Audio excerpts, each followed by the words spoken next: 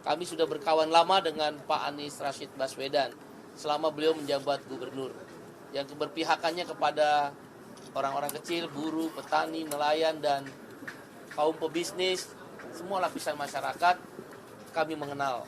Oleh karena itu kami mengundang beliau ke kantor Posko Pemenangan untuk bersilaturahmi, dan beliau bersedia hadir pada hari ini.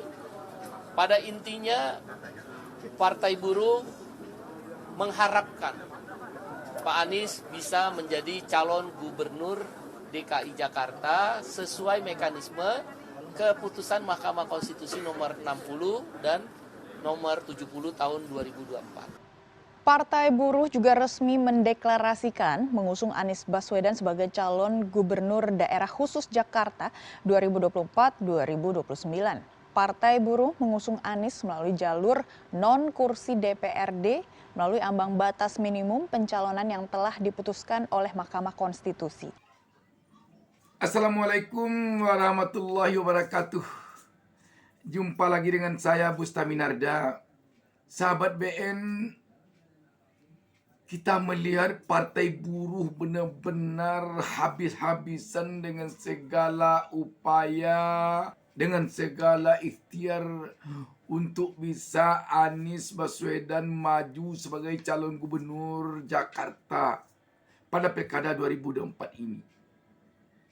Kita melihat sekali lagi Partai Buruh sungguh-sungguh sangat besar usahanya, sangat maksimal kerjanya untuk memajukan Anies Baswedan sebagai calon gubernur Jakarta. Apa gerangan yang membuat Partai Buruh seperti ini? Apabila kita coba melihat jauh ke belakang, sesungguhnya Partai Buruh inilah yang paling merasakan akibat dari kebijakan-kebijakan, langkah-langkah yang dibuat rezim Presiden Joko Widodo selama ini.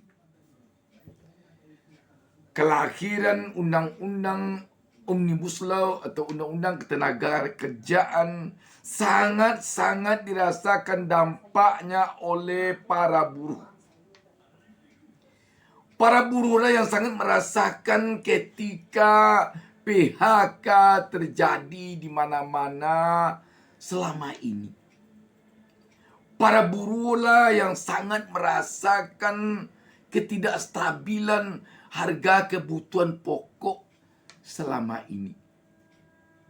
Ketika buruh merasakan susahnya lapangan kerja dan mereka benar-benar tidak bisa mengharapkan, menggantungkan hidupnya kepada pekerjaannya dengan tenang, maka dia merasakan betul kesulitan hidup akibat langkah kebijakan yang dilakukan rezim Jokowi selama ini.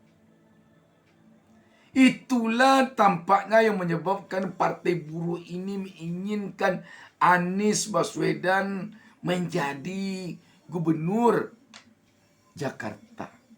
Setidaknya kalau Anies menjadi gubernur Jakarta, buruh-buruh yang ada di ruang lingkup Jakarta akan terdampak oleh kebijakan langkah kepemimpinan Anies nanti yang telah mereka lihat selama 5 tahun Anies menjadi gubernur di DKI Jakarta baru lalu.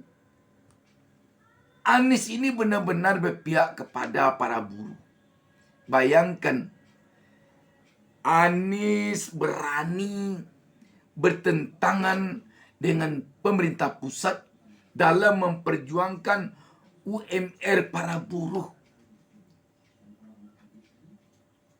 Ini yang terjadi ketika Anies menjadi gubernur DKI Jakarta lalu. Anies sempat menjadikan UMR Jakarta yang tertinggi di Indonesia. ketika dia jadi gubernur.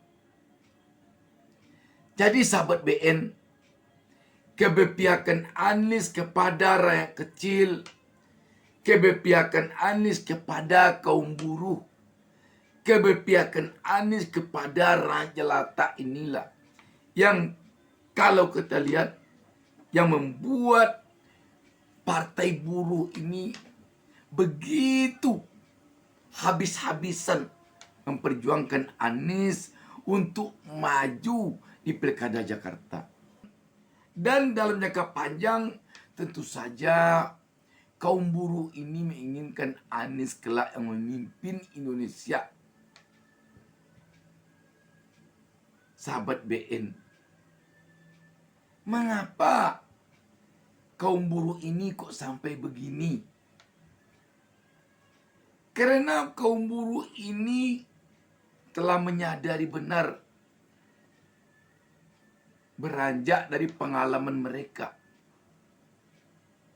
bahwa kepemimpinan seorang tokoh yang kurang berpihak kepada rakyat kecil, yang kurang berpihak kepada kaum buruh, yang kurang berpihak kepada pengangguran, sungguh akan membuat mereka ini semakin terpinggirkan dan sungguh akan membuat hidup mereka makin sengsara. Sahabat BN, inilah tampaknya yang membuat kaum buruh benar-benar sekarang mengharapkan Anies menjadi gubernur Jakarta. Dan dalam jangka panjang Anies nanti memimpin Indonesia. Tetapi langkah ke sana menemui penghadangan-penghadangan, menemui penjegalan-penjegalan. Bahkan bisa dikatakan agaknya menemui pembegalan-pembegalan terhadap langkah Anies ini. Ketika Anies dulu pada Pilpres 2024 mau dicalonkan oleh rakyat untuk maju Pilpres, waduh, hadangan-hadangan yang dihadapkan kepadanya bertubi-tubi. Dan ketika Anies sekarang ini diinginkan rakyat Jakarta untuk maju memimpin Jakarta, wah, kita melihat penghadangan-penghadangan dari musuh-musuh politik Anies yang tidak menginginkan adanya kepemimpinan seperti Anies yang berpihak kepada kaum buruh, yang berpihak kepada pengangguran, yang berpihak kepada rakyat kecil. Bukan main. Bukan main. Ada yang dengan cara memborong partai seluruhnya agar Anies tidak dapat partai dengan berbagai cara. Ada yang menghadang putusan MK nomor 6070 dengan cara merevisi undang-undang pilkada agar Anies tidak bisa maju dengan partai yang kuota atau ambang batasnya lebih kecil. Tidak juga puas dengan itu, penghadangan demi penghadangan selalu berjalan kepada Anies. Dari siapa? Tentu saja dari orang-orang yang sedang menikmati kekuasaan, yang takut kekuasaannya akan terlepas ketika nanti ada pemimpin yang benar-benar berpihak kepada rakyat. Sahabat BN, kalaulah kita mau melihat sekarang ini nasib kaum buruh, nasib pengangguran, nasib rakyat kecil yang selalu dihimpit oleh penderitaan, yang sedang bekerja, selalu dibayang-bayangi oleh PHK, yang lagi mencari pekerjaan, selalu dibayang-bayangi oleh keputusasaan karena lapangan kerja kita lihat ke depan semakin sempit, semakin sulit. Yang sedang ada pekerjaan, gaji mereka selalu dikuliti oleh harga-harga kebutuhan pokok yang selalu melonjak. Sementara di sisi lain, orang-orang yang dekat kekuasaan, termasuk penguasa, hidup bersenang-senang. Kiam kemari pergi dengan jet pribadi. Rotinya saja 400.000 belinya satu keping kecil.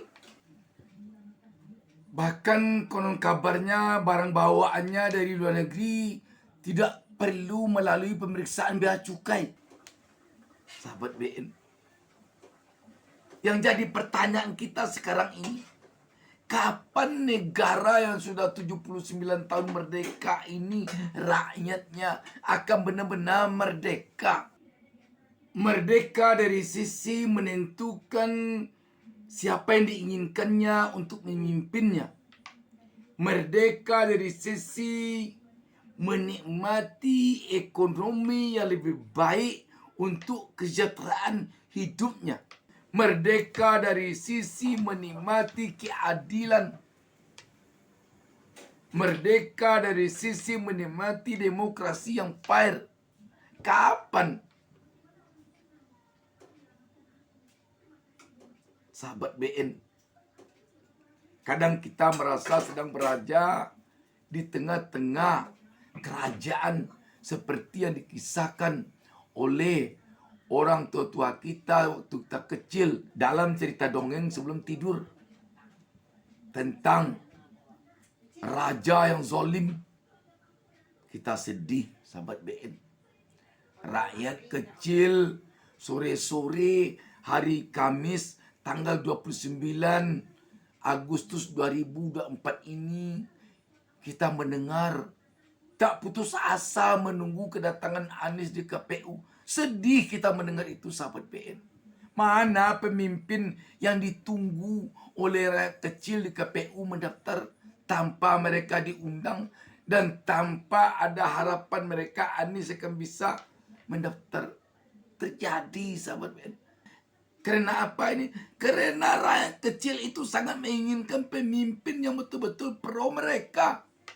Tidak tahan mereka lagi dengan pemimpin yang tidak pro mereka. Dengan pemimpin yang benar-benar berpihaknya kepada dinasti dia, kepada dinasti politiknya, kepada dinasti keluarganya, kepada dinasti kroni-kroninya. Mereka hidup dengan bersenang-senang, dengan mobil mewah, dengan segala kemewahan yang mereka nikmati. Di sisi lain, rakyat hidup penuh penderitaan. Sahabat BN, sudah 79 tahun kita merdeka. Ini baru yang kita dapatkan dari negara kita. Dari orang-orang yang diberi rakyat amanah untuk mengisi kemerdekaan.